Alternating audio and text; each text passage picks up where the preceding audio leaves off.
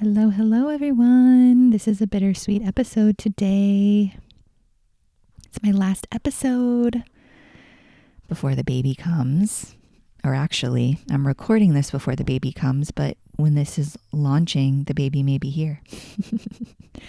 We shall see. Only time will tell. I titled this episode "The Power of the Pause" because this is it. This is my last episode as I had intended to just wrap everything up by the end of January.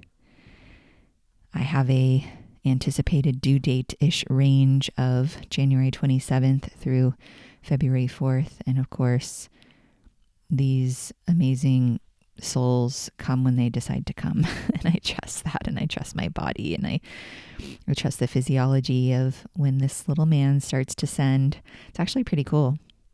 Once the lungs are fully developed and once the babe is like, okay, I'm fully ready to rock and roll, there's actually hormones that are released from the placenta that go into the bloodstream and enter my brain from the womb and from the babe, and that actually initiates labor. How freaking cool is that?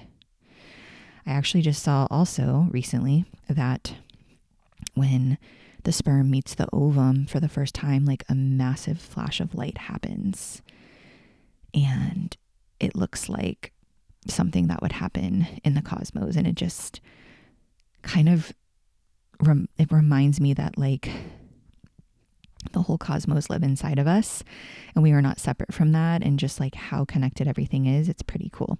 I also learned that the ovum also sings, like there's a certain frequency that actually gets emitted that like calls the sperm to her. And I think it's pretty cool that like she actually I love how I'm saying she. Like it's almost as if it's this divine orchestration where there's a certain frequency, there's a song, like they kind of, from some of the research that I found, I hope I'm making sense. Baby brain is really real right now. I'm kind of in like in between worlds, as I mentioned in the previous episode, but there's like a frequency, there's like a certain tune that's carried and the sperm will come, and actually like the ovum knows exactly which one to let in. Like lets the one sperm in, and that's when the light flash happens. And it's just so freaking fascinating to me, this whole process. Let me tell you, has not been easy. I've actually over the last 2 weeks been pretty uncomfortable. My heart rate's gone up. It's hard to breathe. I get winded pretty easily. What else? Sleeping's been interesting. I've been getting pretty uncomfortable with my sleep.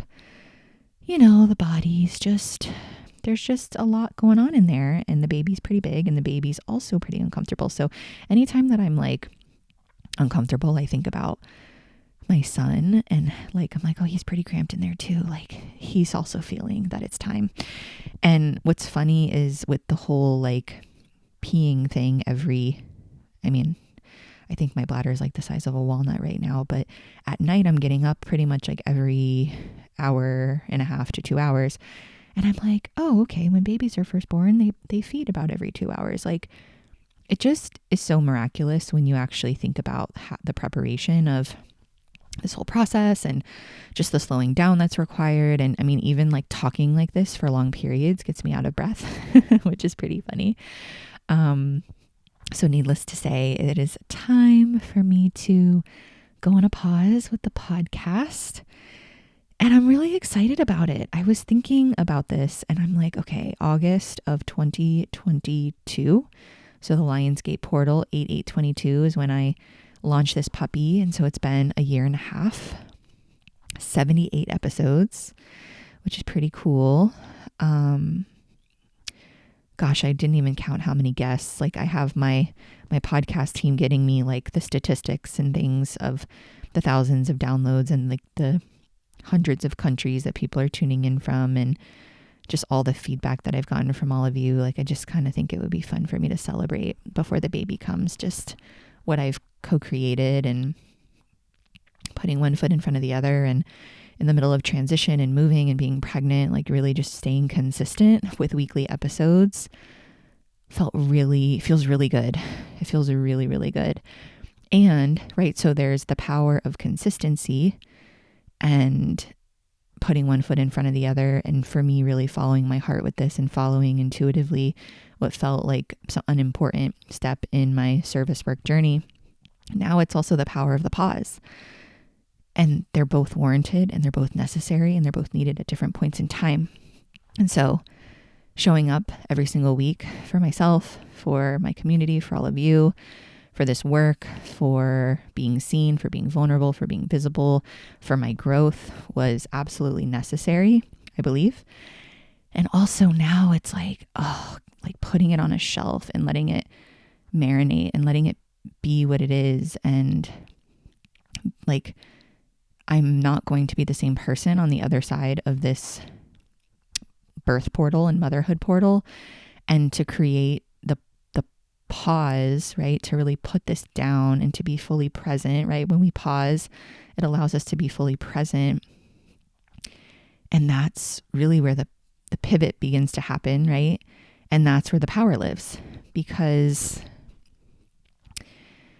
when we are able to walk away from something, sometimes clarity can come in, right? New layers of awareness, new layers of consciousness, and an approach that's going to be a little bit different. And so I feel that this is very timely. I feel like the podcast is only going to get better from here. And I wanted to kind of just leave you with that. Like, the more that we become sovereign in our bodies, the more that we really know who we are, the more that we really have access to that divine aspect of ourselves, the part of us that knows, the part of us that cannot be named. Once we really tap into that, that's when the clarity really comes in of, do I keep doing this thing? Do I keep being consistent? Or is it time to put it down? That's, I feel like, probably one of the biggest questions that I get from my clients. Like, when do I know when to start something? When do I know when to stop? When do I know to keep going? And the only way to really know that is to go inside, to stop consuming, to stop seeing what everybody else is doing, and to start listening to your North Star and your inner compass. And that takes practice and that takes time. And so I've been actually working with a couple of clients, because also when this is launched, I'll be wrapped up with all of my current clients, which is pretty exciting. I've got like 2 calls left, I think, with current clients. I've been kind of tapering and wrapping those up this month. But with one in particular, she was asking me this question, like, how do I know when to take action? Like, how do I know what action to take? How do I know? And I'm like, you pause, you create presence, which allows for the transformation, again, the pivot to reveal itself. And that's where you claim your power again. So whenever I'm tapped in with myself and I ask questions and I receive messages and I journal and I get little impulses, I listen and I actually write it down. And I'm like, oh, this is the thing. Because when we're in presence like that, we're absolutely in absolute truth. And so the problem, or is it not the problem? But the problem is that a lot of times we ask, many people don't even ask the question and aren't even listening. But many of us who are on this sacred devotional path will ask the question, and then they get the answer and they don't like it, or it scares them, or they forget. And then, or the mind gets in the way and starts to rear its ugly head and question everything about what you received in that present space, in that connected space, in that trusting space, in that loving space. And so that's it. It's like we overcomplicate it, right? We get present, we connect in, we ask the question, we get the answer, and then we take action. That's literally what I do. Sometimes taking action is pausing. Sometimes taking action is taking no action. Sometimes taking action is saying nothing at all, right? So that's the difference. But what starts to happen is we get the answer, and then we start to question because the mind starts being like, that's illogical, right? It's usually very simple what we receive, but usually the mind will say like, you don't want to do that. That's scary, or that doesn't make any sense, or that's reckless, or that's illogical, or whatever the mind wants to do. And so I think I just want to leave you with maybe a couple of tips and tools to create the pause in your life. And I'll just, again, I don't have anything prepared or written down during this time, but putting your hands on your body and asking yourself, what do I need in this moment? That's one of the things that I do often. Getting out in nature in the mornings, in the evenings, seeing the sunshine, feeling connected to nature without devices, unplugging from our devices, taking social media off of our phone. That's been a huge one for me, taking social media off my phone. And what's funny is I don't really miss it. Because when you start to really connect with yourself, you don't miss, right? You're not afraid to miss something, and you're not as open to the distractions, right? Like you're like, oh, that's a distraction. And so now when I get on social media, when I'm posting things from my business or just from time to time, and I'll check in on my computer, it's like, I see the thing that I needed to see from that person to get caught up, right? Like we're not missing out on anything. If there's something that I'm meant to see, the universe, spirit, source, the divine will give it to me in some fashion, right? That's the level of trust that's required here. Moving your body. So shaking shit out when you're feeling anxious, allowing yourself to cry. I had a really good cry yesterday. Chad's actually been very sick. I'm recording this. What's the date? I don't even know. The day after his birthday. So there's a lot of astrological transits happening in the sky. Pluto's moved into Aquarius. Chad's birthday was actually a very pivotal day in the cosmos. I cried. He was very sick. He's been very sick. Today he's finally like on the mend. And I went into like frantic mode, like, oh my gosh, what if I go into labor? What if I get sick? What if, he's not, what if he isn't fully available to have his full strength back and I need him? And oh my gosh, there's all these things, like the car seat's still not in the car yet. Like there's a list of things that I had for him to finish putting together. Like I went in full blown meltdown mode. And I was so anxious. And I remember telling him yesterday, I was like, I'm so anxious. And he goes, I know. I'm like, what do you mean? And he's like, Lindsay, I can feel you. He's like, I can feel you right now. He's like, you're freaking out. I'm like, I'm freaking out. And so it almost like when he said he knew, it gave me this opportunity to I was like, can I cry? This is what I said to him. I go, can I cry and not make it mean anything? And he goes, absolutely.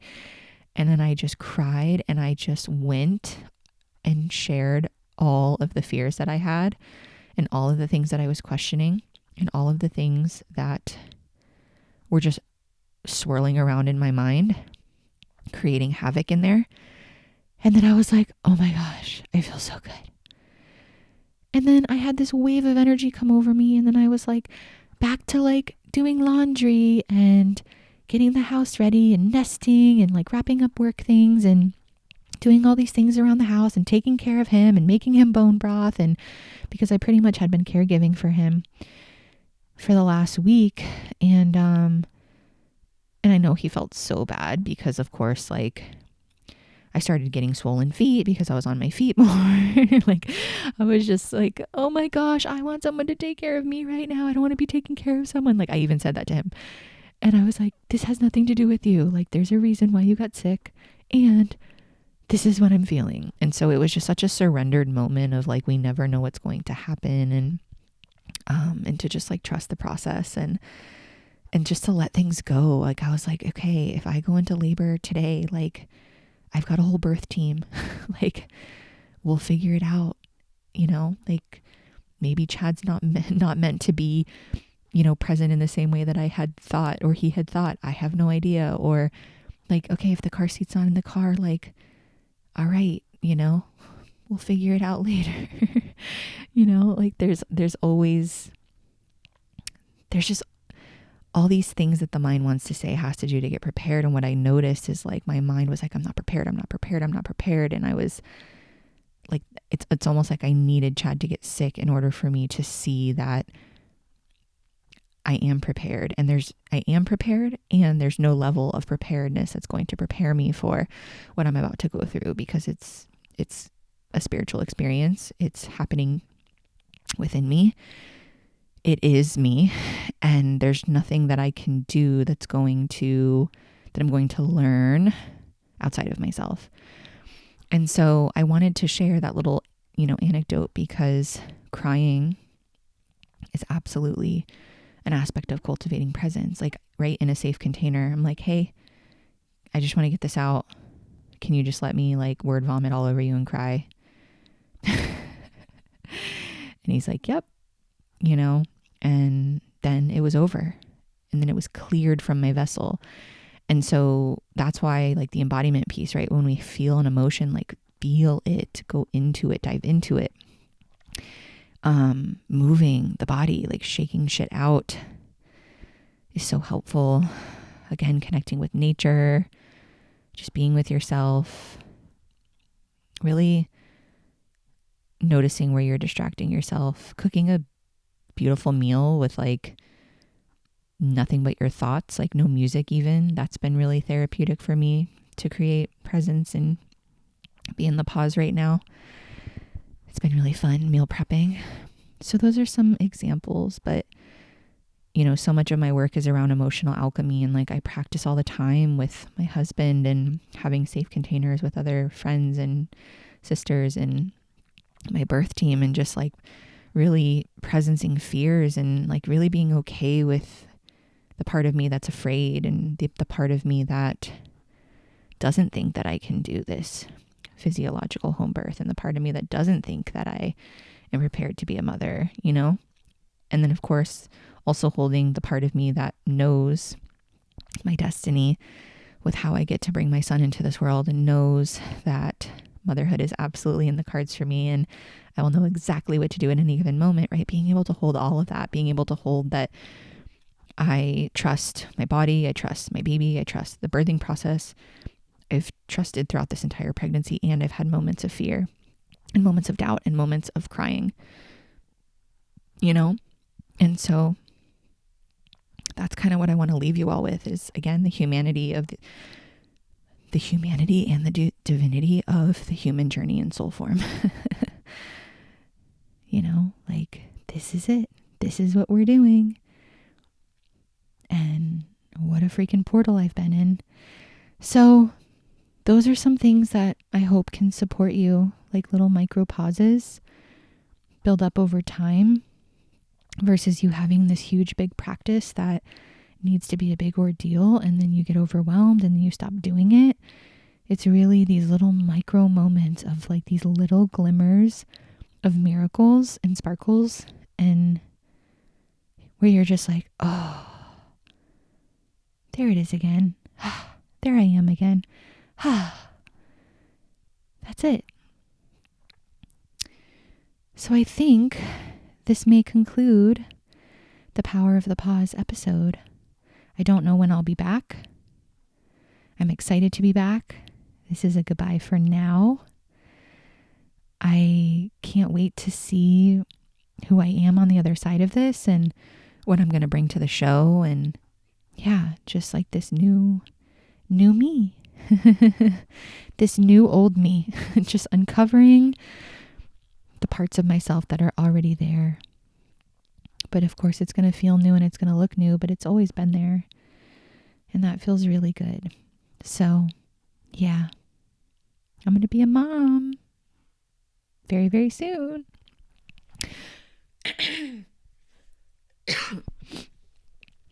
And as I'm like coughing and sniffling, I'm like, do I have a little bit of what Chad had? He was very sick. It's also been like, we had a snow day the other day, and it's been literally in like the teens and below. Like, I think it was like a high of 13 and a low of like 6 yesterday or something. It's been very cold, as I know much of the country has been.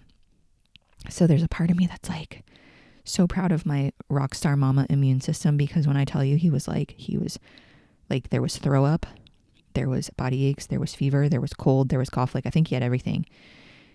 And he would have something and then he would get it, like, we'd get it under control, and then his fever would spike. Like, he had like a 101.7 fever at one point. And I was like, okay, if this stays or gets any higher, I'm taking your ass to the emergency room. So, it was pretty gnarly, whatever he had. And I was really proud of myself because I was just really upping like my practices and my supplements and my nutrition. And I was sleeping in a different room and taking care of him. And I was also just praying and trusting and just really trusting that my body was going to fight whatever he had. And yeah, I feel like whatever he had, I am out of the incubation phase at this point, and I feel pretty good that I don't have it. But also there's pieces of me that are like, I got the sniffles a little bit, or I got a little itchy throat, or I'm pretty tired. And then I'm also like, well, it is the dead of winter, and of course I'm tired because I'm about to give birth to a child. And he's pretty big. My belly's pretty big right now. So yeah, just if you could send like my family some love and blessings and full health and a beautiful, gentle, ecstatic, loving spiritual experience when I bring this child into this world, and just total vitality and well-being, power, strength, all the things that are required and necessary for this process, for my husband, myself, and my son, and my birth team. And really just, asking that you all support me and sending love to all of us and trusting in this beautiful co-creation of what we're about to go through together. Yeah, it feels very sacred. So, who knows, maybe my first episode will be the wild journey of bringing a child into this world in a bathtub in my home and everything in between when I'm back in action. All right, so don't forget the power of the pause. I hope that some of these little practices supported you in creating pauses for yourself every single day, coming home to yourself a little bit more, trusting in the process, trusting in the timing, allowing yourself to dissolve, accessing your divinity, not banishing your humanity, letting it all be present and there and available. That is my prayer for you. All right. So I will catch ya when I catch ya for another episode of the Lindsay Marten Ellis Experience, whenever that will be in due time. All right. Beautiful blessings to you all. Thank you for tuning in week after week, for your messages, for your love, for, your appreciation, for saying yes to tuning in, for saying yes to being on the show, for asking to be on the show, and everything in between. It really has been such a gift to be a part of this journey, and I can't wait to see how it continues to unfold. All right. Big love to you. Mwah.